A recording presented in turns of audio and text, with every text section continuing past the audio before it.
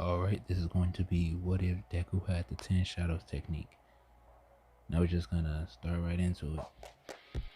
Not all men are created equal. In the world, some are smarter than the other, or they're stronger than most. They're all basic things. You see, in this world, one may be able to move small objects with their mind, while others can just level an entire 3-story building. You see, those people, those blessed people, that are capable of doing such things possess something known as a quirk. I wasn't one of those blessed people, honestly. I feel like I was cursed in a way. But this isn't about me being sad about not having a quirk. This is a story about how izuku Midoriya, became the number one hero of all time. We now jump into the main story. We start off with a young boy that is 13 years old, has green hair with shades of black, vibrant green eyes, with a school uniform on. He's walking down the street, getting on his way back home. He comes across something strange. He comes across a boy on top of a building. Now, this kid, Izuku Midoriya, always wanted to be a hero. He always fantasized about the day he would be able to save people with a smile on his face, same way as his idol has always been able to do. All Might, the number one hero currently in this day of age. Izuku then rushes up the building, go over to him, and proceeds to talk to him, trying to talk him down and says, "Why are you doing this?" He then proceeds to hear the kid's story about how he's always being bullied, how he's always being talked down about, how he's always being told he's not good enough. Izuku resonates with this, that he's always being bullied. You see, Izuku is not like most kids out these days.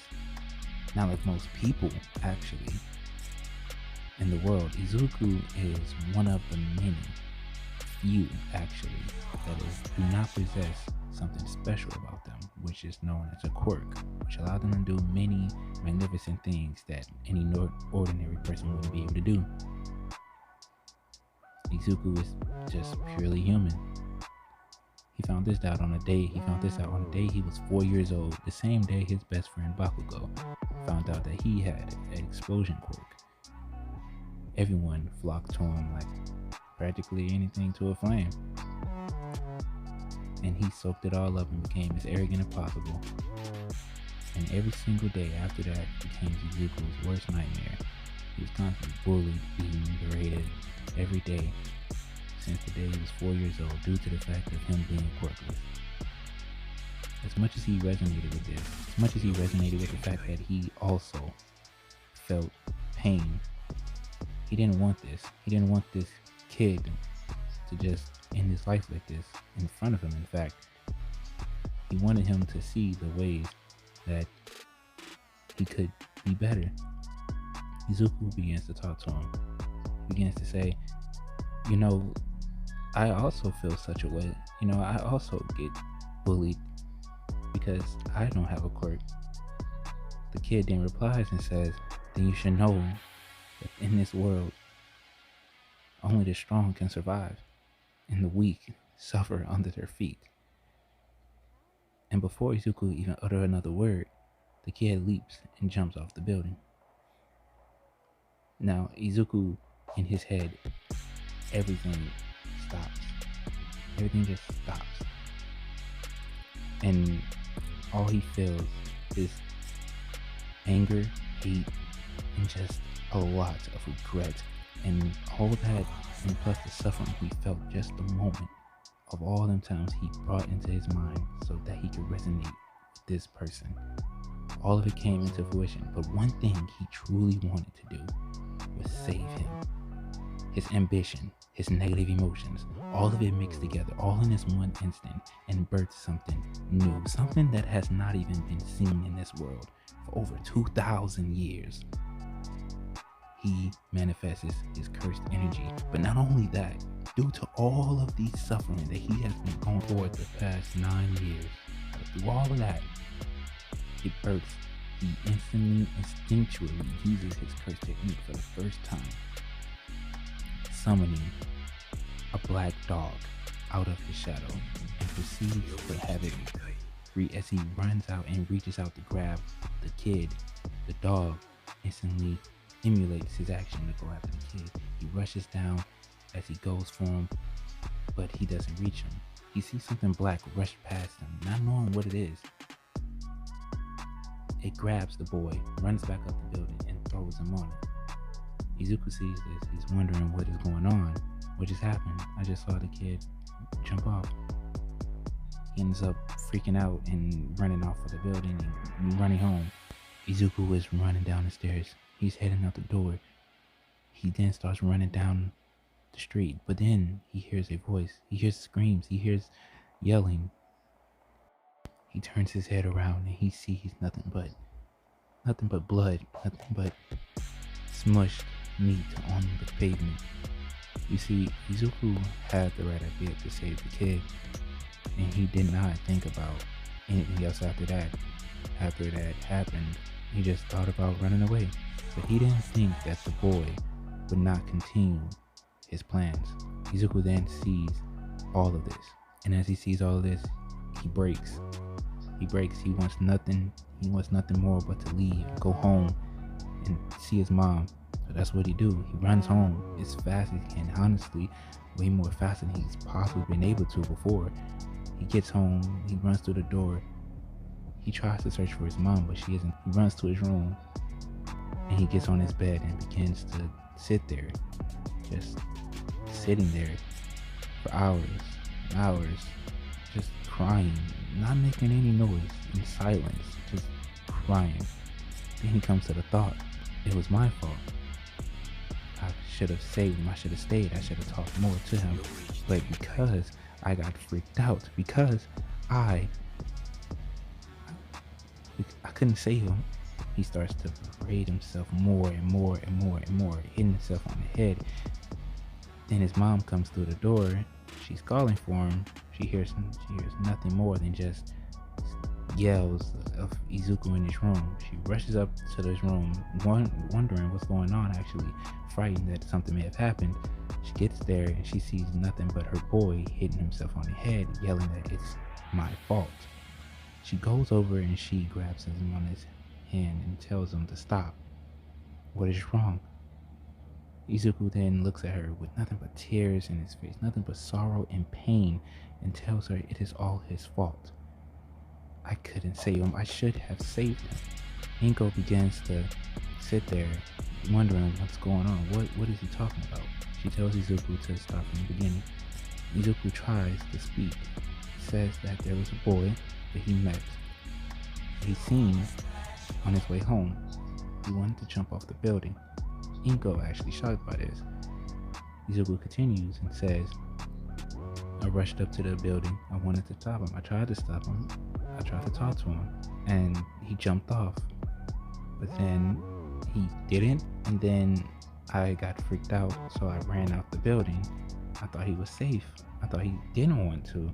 So as I was trying to head home, I turned around and there he was on the ground, just a puddle. Inko, hearing this, now putting all the pieces together, she realized that what he's going through, he's seen this. He's seen a boy take his life. He's seen a boy's dead corpse. Inko thought that maybe he might need therapy, like a lot of it. Then Izuku turns around and asks her and says, even before, he asks her, even though I couldn't save him, do you think I could still be a hero and save others? Inko once again cries, but then she still does say something else. She tells him that not everyone can be saved. Only people who want to be helped can be helped, and only those who wishes to be saved can be saved. If you truly want to be a hero, if you truly want to save people, do that. But don't ever blame yourself for the mistakes or the choices that others make for themselves. Although Izuku's body language shows that he did not understand, or he did not hear, or he did not really know what his mom said, he truly actually knew what she said. He actually understood. He understood. And he held on to that. His mom then asked him, is he okay to be alone? He nods his head and says yes. She leaves, still worried about him, but truly believes that Izuku is a very intelligent boy and can really deal with this. And if he really do needs any more help, she will be there for him. Although Izuku is really clouded on the moment of what is going on and what happened, he then remembers something, saw something rushed past him. But it didn't feel foreign. It felt, in that energy that he felt, it was just so, the right word, he doesn't know how to describe it, but it just felt exhilarating at first. But then he realized that thing that grabbed the boy, that came from him, it couldn't have. Maybe it did. So then Izuku begins to go back. You see, Izuku actually is a very intelligent boy. That his mom really got correct. Izuku has always had such an intelligent mind, to the point where he's able to remember most things that he actually seen, as if he's just remembering them or enacting them all over again. See, Izuku goes back. He tracks everything. He's up there. Although this has caused him very much emotional problems, as though he don't know that this is actually going to help him. Izuku is seeing this. He's tracking his steps. He's tracking his tone, his voice, his words. And then right when the boy jumps off, the guilt rushes up. And then as it rushes up, he feels it. The shadows seem like they liquefied. Something came out of it, and it jumped leaping forward towards him. He saw it. It was black, like it had fur, like a dog. The best he can describe it. He looks down as he's feeling all of this, and he sees the floor. It's shadowy, but it's liquid. It's moving. He sees something inside of it.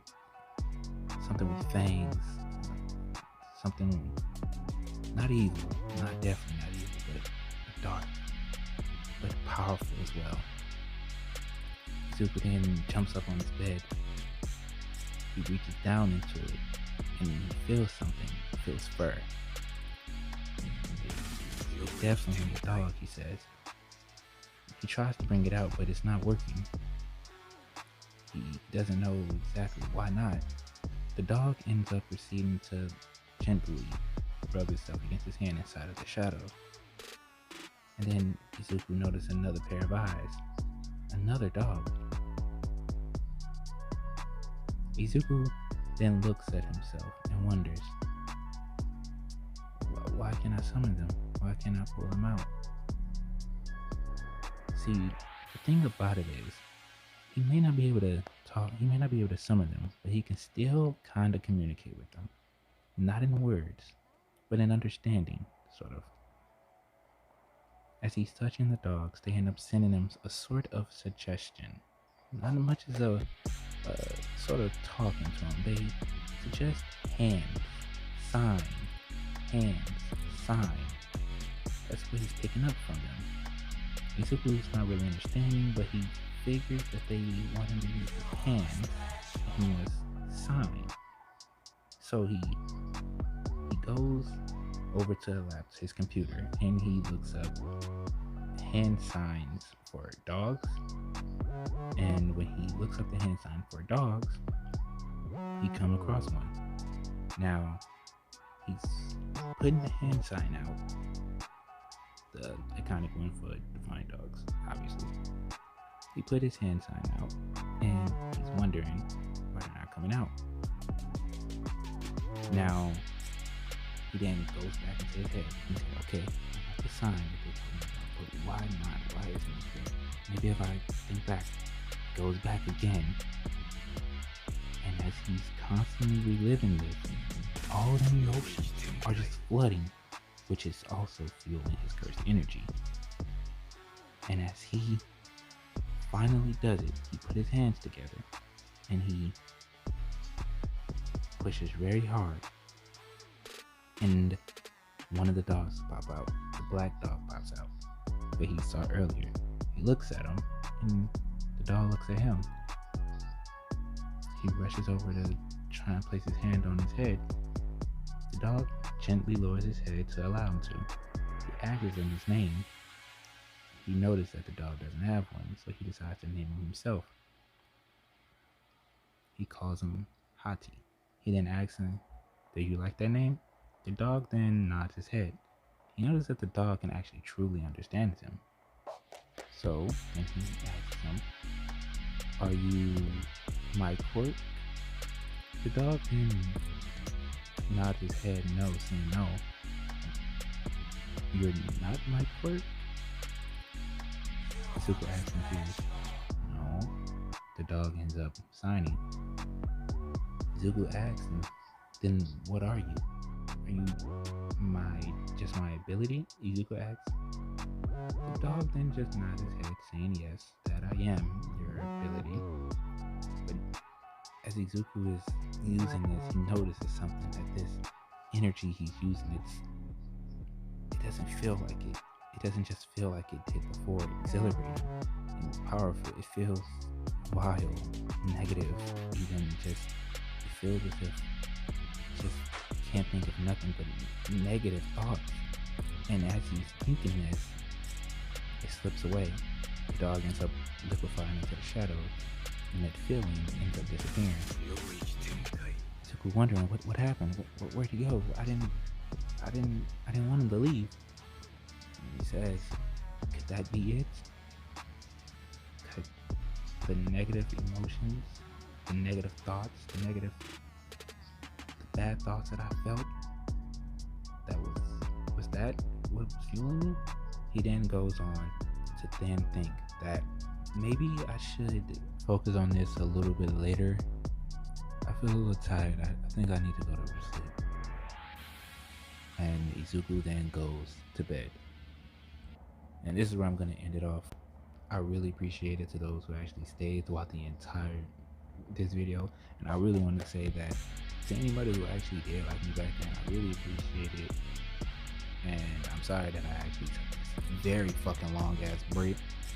I really wasn't, my choice. I moved and things kind of got like here or there. I had school, and school was very fucking hectic. I just want to also say that I know this is very choppy as hell. I mean, I can't say anything about my old videos. Those were very fucking choppy as fuck. But